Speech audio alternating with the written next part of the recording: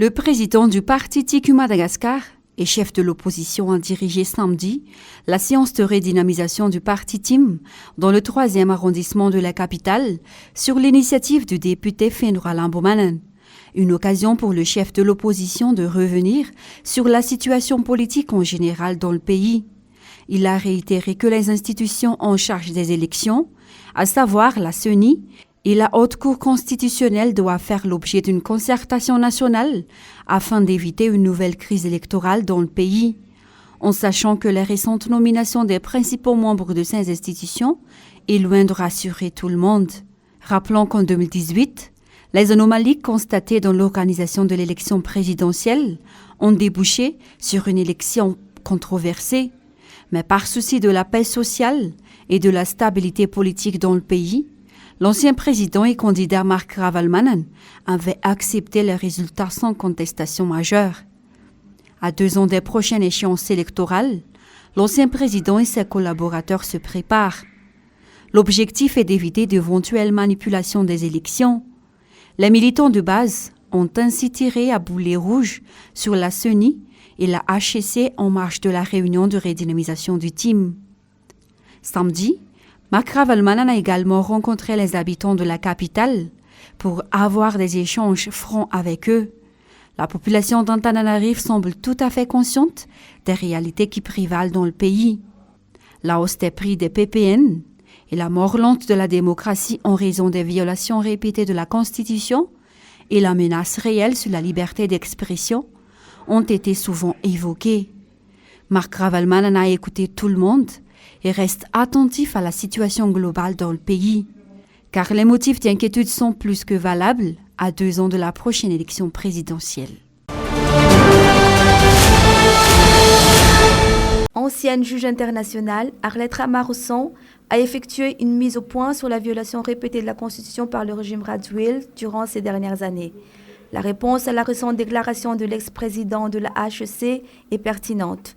Ce dernier a poussé Andry Radziwiłł à violer la Constitution et accepter le doublon pendant l'élection de 2018, affirme Arlette Ramarousson. Za dia miteny aminareo fa zany chef de région zany hafa zany, zany gouverneur zany dia hafa zany. Ça c'est une nomination extra-constitutionnelle au-delà de la constitution illégale, vicieux. Satria manana but sy objectif nareo amin'izany zavatra zany. Nomenareo daholo ny gouverneur dia ianareo mahafantatra hoe inona zavatra tokony ataonareo amin'ireo gouverneur roa. Tsy mety zany toko. Tsy mandrafa tsy manitsakitsaka ny constitution nataonareo ary tena mahamenatra. Parce que ianareo zany vous êtes au-dessus de la constitution. Tsisy dikany aminareo ny lalàna.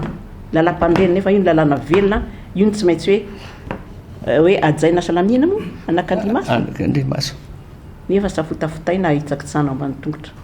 Ka noho izany dia tsy manaiky izay moa tsy afaka niteny satria izay miteny moa amin'izao fotoana izao dia asena mangina amin'ny fomba maro samihafa tsy fantatra aloha. Za tsy azoko izeny izany izy.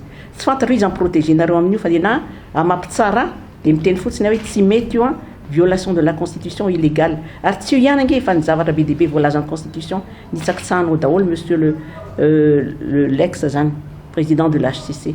Ohatra zany hoe momba ny hoe nomination tsy nomination na gouverneur ihany fa ohatra zany ny route be ny mpanohitra. Fantarao tsara fa sur le plan international zany mpanohitra zany dia mitovy lanja amin'ny fanjakana. Contre pouvoir io tia ny fanjakana, tia ny contre pouvoir. Fa raha tsy misy an'ity dia tsisy démocratie. Fantarao tsara zany ary ampianarinao mpianatra ao angamany zany raha tsy diso aho. Kanefa dia nekenao koa le izy hoe ny zavatra ny avantage ny route be ny mpanohitra rehetrarehetra dia ara-dalàna ary tokony omena azy dia novaina tsy misy mihitsy nakely varavety. Tsy tafiditra ao anatin'ny gouvernement takory ny mpanohitra contre ny gouvernement takory izy. Tsy tafiditra mihitsy. Zany koa mbola violation de la constitution. Ianao no mampanao violation répétée de la constitution. Aza modimody satria sarotra. Milaza koa ianao amin'ny réunion reny ka mafy be le izy ka mampalahelo sao dia misy ina moa ty izy. Zany ve dia argument juridique reo olona na dia anao tsy mahay lalàna azy. Ka matahotra sao dia misy korotana dia nakan'izao décision zao. Décision raisinao dia décision diso tompoko diso tanteraka. Tsy olona ny proclamenareo io ny tokony élu tamin'io fotoana io fa mety olo-kafa. C'est la population qui subit aujourd'hui la conséquence de cette mauvaise décision. Ce gouvernement, qui est à l'origine de la dégradation sociale actuelle, que le pays n'a jamais connu au cours des 60 dernières années. Arlette Ramarousson évoque l'importance d'un recomptage de voix du deuxième tour de l'élection présidentielle de 2018 sans les doublons. Le professeur James Ratim a parlé d'un gouvernement corrompu et non transparent, son budget de programme clair pour la réalisation du plan pour l'émergence de Madagascar, en se référant au rapport du département d'État américain paru la semaine dernière. James Ratim a affirmé que le gouvernement actuel n'a aucune modestie. Il a ainsi transmis un message à l'ex-président de la Haute Cour constitutionnelle. Zanakareo ane mipotika ekenareo ve zany na io téléphérique an'io na io miantso an'i Rothschild io so nareo diso hevitra za tsy miteny raha tsy manam-porofo fa sao dia mba volanao ihany na femifeny tao tany naverinao fa maina endoboandronao tadidio zay ahodikodinao ny banque Rothschild asianao miverina eto satria ve tsy vitanao tsony ny zavatra prometiavanao tamin'ny vahoaka tandremo indray tompoko indrindra manatsofina ary misy teratany malagasy miasa daholo ireo banky amerikana sy banky rehetrarehetra ireo tsy miteny ao raha tsy manam-porofo ka mba tsy boridana dia mipetra tsara manaraka an'izany raha misy olona nanditsaka ny lalam-pandrenana teto dia ianao Jean-Éric Rakotoariso ny tanako voalohany ho responsable mazava ny teniko teo hoe ny antony dia izay mamaky tsotra mazava fa ianao miolakolana oatra mimena rano ianao zavatra ny vakinay dia hoe miaro ny firenena tsy korotana ary nataonao inona ireo mpitandro firaminana rehetrarehetra eo zany atao inona ianao ny solotena an'ireo ianao ny tompo ny fanidina fa ny anahy dia mazava voko ereo ianao ary tadio fa nandositra tany an-dafy ianao saika andositra ianao nangataka nationalité tamin'ny frantsay ianao fa tsy nahazo nataonao inona ny DG ny imprime national lasa nitsoaka izy nampanaovinao carte d'identité firy nampanaovinao carte d'électeur firy korotaninao ohatrany amin'ny fokotany rehetrarehetra mba handaninanao midika zany fa tsy lany ianao fa ny lany teo tompoko dia filora valimanana izy ny tonga faharoa izy zany araky ny lalàna ny tokony hitondra ny firenena fa tsy mpangala bato mpanonga-panjakana mazava ny teniko tsy mety tsony zao tsy azo ekena ilaina foanana tanteraka ny HCC foanana tanteraka ny CENI fa reo rafitry ny fitondrana taloha reo ny fototry ny loza miseho eto amin'ny firenena avereny ny fanisambato fa tsy miafinafina fotsiny hoe niaro ny firenena raha mifona madio amin'ny fo ianao hoe tsy saza efa natahotra dia mazava ny resaka fa raha reny miafinafinao ambadiky ireny ianao hoe mikorotana amin'ny firenena attends tu te prends pour qui anao rerenga Madagascar. Le gouvernement Radziwiłł devrait reconnaître ses fautes pour ne pas provoquer une instabilité politique dans le pays, selon toujours James Ratim. L'élection présidentielle de 2023 risque déjà d'être rééditée avec les doublons de la liste électorale. Si le gouvernement persiste dans cette voie, une contestation populaire est à craindre.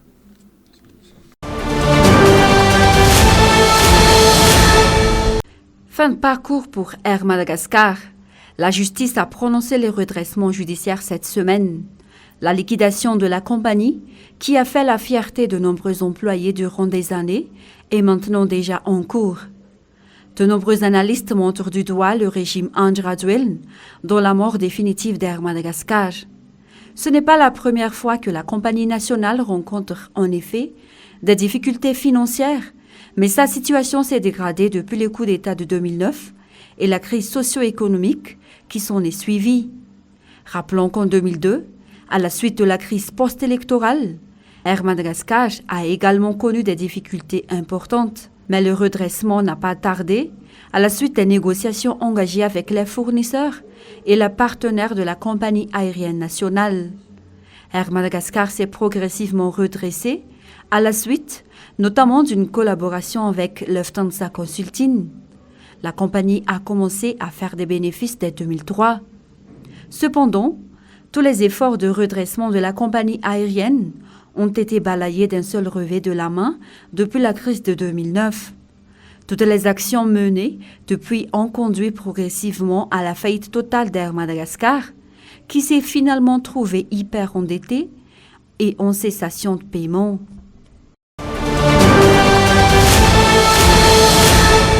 Après une grève de plusieurs agents de divers organismes publics dans le cadre de la privatisation, les employés du parc botanique et zoologique de Timazaz ont également réagi. Une rumeur circulait que la gestion du parc sera en effet confiée à la fondation Axian. S'opposant à cette décision, les employés sont sortis de l'enceinte du parc avec des pancartes pour montrer leur mécontentement. On alerte le public maintenant parce que il y a une intention de déléguer le pouvoir, la gestion du parc Timazaz au privé. Et c'est ce que les employés du parc contestent aujourd'hui. Donc on nous a informé auparavant qu'il y aurait délégation de la gestion financière, de la gestion de la ressource humaine et gestion des affaires du PBZ. Le parc Timazaz est considéré comme un patrimoine national, comme le palais de la Reine, comme le palais à Mahazouarif. Donc pour nous, le déléguer la gestion de tel endroit est considéré comme,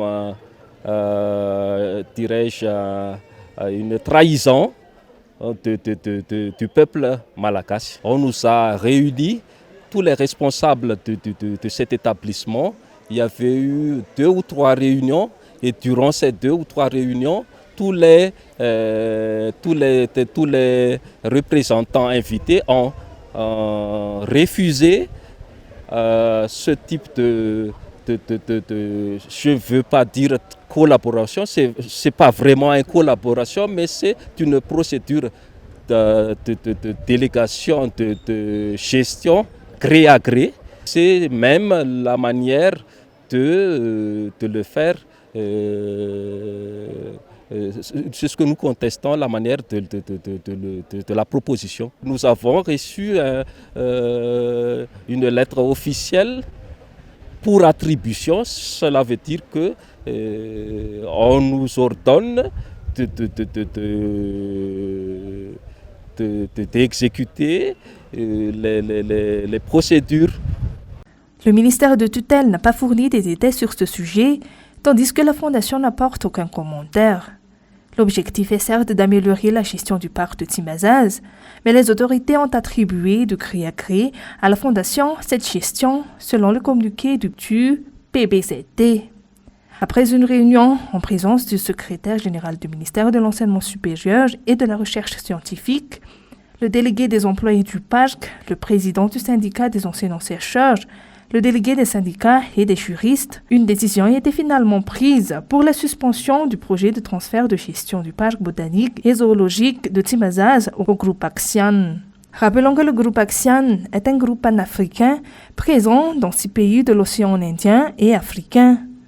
Delma, Chauvena et BNI Madagascar sont les principales sociétés affiliées à ce groupe qui, selon des sources concordantes, a contribué au financement de la campagne électorale d'Ange Radzuil lors de la présidentielle de 2018.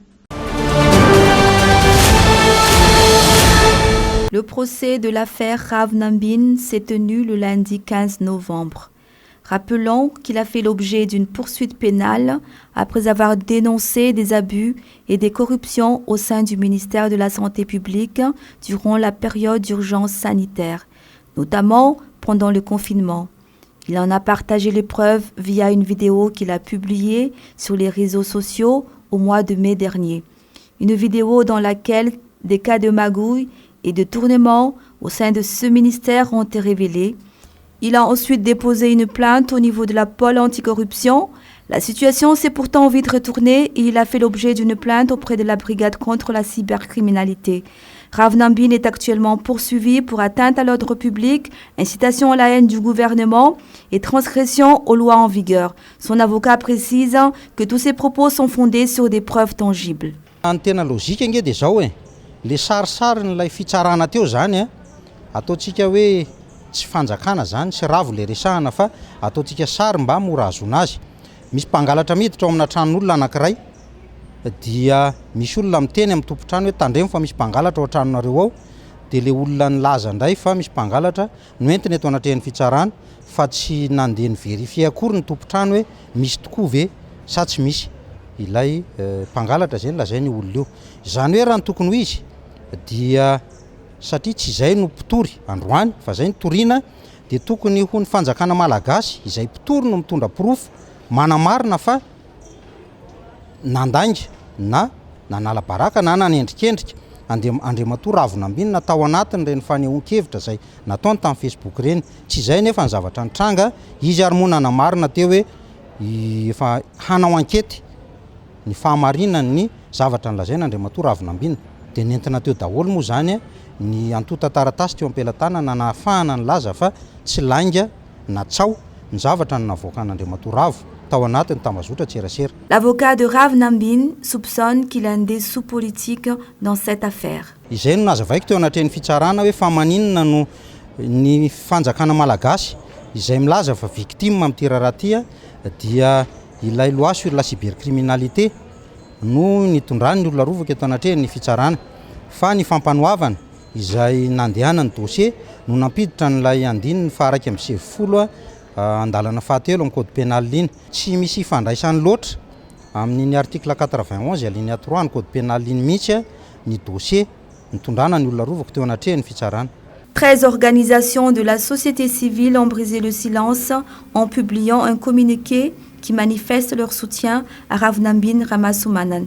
Que la justice soit faite pour punir les responsables et non pour harceler les lanceurs d'alerte, affirme le communiqué. Rappelons que Madagascar est un pays démocratique et respectueux des droits de l'homme. La liberté d'expression, un droit fondamental, y est garanti par la Constitution. Le fait de dénoncer des actes de corruption est couvert par ce droit.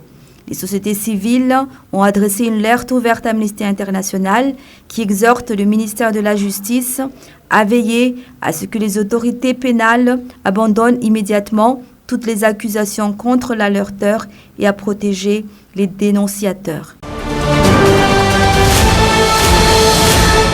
Une convention d'une durée de 3 mois entre l'OMS et la Croix-Rouge malgache a été signée cette semaine.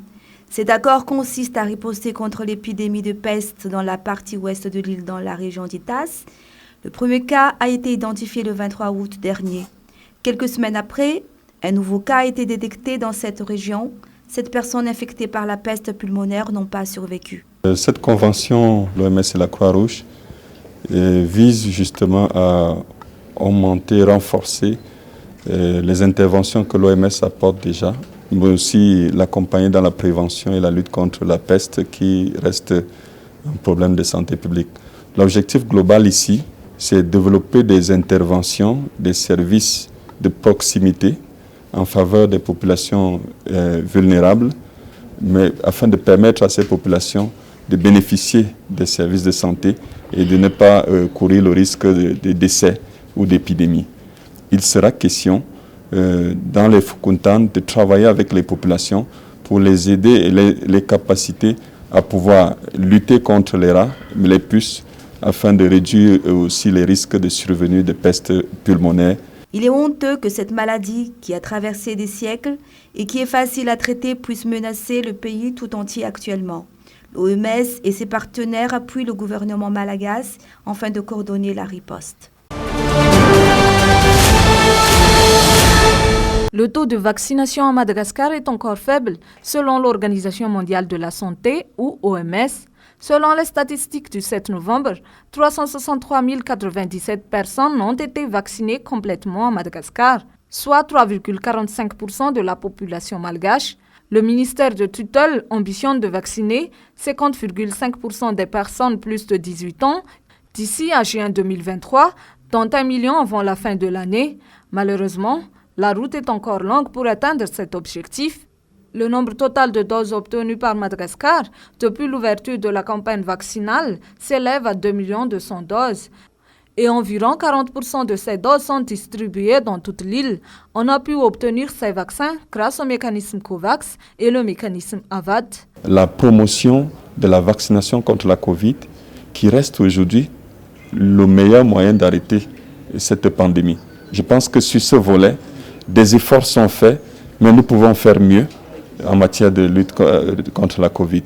Cette action des pouvoirs publics et du côté des partenaires, l'OMS en l'occurrence, nous pouvons réitérer ici notre disponibilité constante à continuer à accompagner les efforts du gouvernement, mais cela se fera avec les populations et les hommes des médias que vous êtes.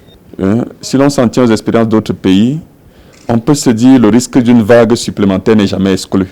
Nous ne le souhaitons pas, mais tout laisse penser qu'il faut davantage mettre l'accent sur la sensibilisation de nos populations pour adopter les mesures barrières, promouvoir la vaccination afin de nous mettre à l'abri d'une éventuelle troisième vague. Depuis la réouverture de la frontière, le 26 octobre 2021, le nombre des cas positifs augmente de jour en jour. Avec le faible taux de vaccination et la réouverture de la frontière, comme dans tous les pays du monde, la troisième vague est à craindre pour la grande île, selon le représentant de l'OMS à Madagascar. De plus, le gouvernement manque d'ambition dans la sensibilisation pour le vaccin contre le Covid-19, ce qui explique ce faible taux de vaccination à Madagascar. Nous pensons que il est possible, ensemble, nous pouvons accélérer ce déploiement de la vaccination et permettre à Madagascar d'être au rendez-vous des objectifs régionaux en fin d'année 2021, mais sinon, plus surtout et davantage en 2022. Les statistiques transmises à l'OMS à la date de 10 novembre font état de 40 nouveaux cas confirmés positifs. Depuis le début de la pandémie, Madagascar a recensé 43 672 cas positifs et 964 décès. Une convention de partenariat a été signée entre l'association Vetuvelo et GFCA Encat le 18 novembre. La convention se focalise sur la protection de l'environnement et plus précisément sur un projet de recyclage et de gestion des déchets. La collecte se fera par bac à ordures spécifiques. Les bacs à ordures seront mis à 500 mètres, à chaque coin de rue. Et ces bacs à ordures auront des couleurs spécifiques, c'est-à-dire qu'il y aura le vert pour les objets en verre, bien évidemment, le jaune pour les objets en plastique ou en carton, et le noir pour les objets ou pour les déchets organiques. Ensuite, il y aura les déchets organiques reçus par rapport à cette collecte seront utilisés pour le compostage. Le compostage consiste à transformer les déchets organiques en compost, c'est-à-dire en engrais. Et ces engrais ne seront ni nuisibles, ni ne contiendront pas de produits chimiques néfastes à l'environnement. Et ce compost sera offert par l'association Vetuvelo à la communauté et aussi aux paysans qui en auront besoin, parce que Mboumanaboul est une commune qui est riche en production de tubercules et de pommes de terre. Parfois, il n'y a que les associations et les organisations indépendantes qui prennent l'initiative de s'engager dans la sensibilisation sur la protection et la conservation de l'environnement à Madagascar. Étant donné que les activités qu'elles mènent ne suffisent pas à anticiper les conséquences des mauvaises habitudes, il est aussi primordial de sensibiliser les enfants dès les études primaires.